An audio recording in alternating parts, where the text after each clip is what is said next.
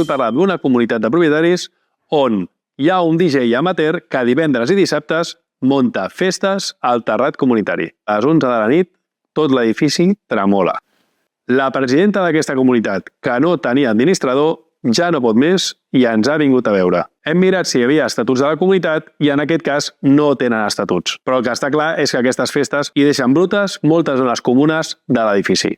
S'ha parlat amb el promotor d'aquestes festes i se li ha dit que no es pot utilitzar el terrat comunitari per fer festes, que si continua podria rebre una demanda judicial per part de la comunitat demanant-li indemnitzacions per danys i perjudicis, inclús arribar a prohibir-li a viure a la comunitat durant 3 anys. Després de la nostra intervenció, s'ha aconseguit que aquest promotor de festes les continuï fent, però amb un local que lloga, i fins i tot li va tan bé que ha acabat muntant una empresa. T'has trobat alguna situació similar a aquesta?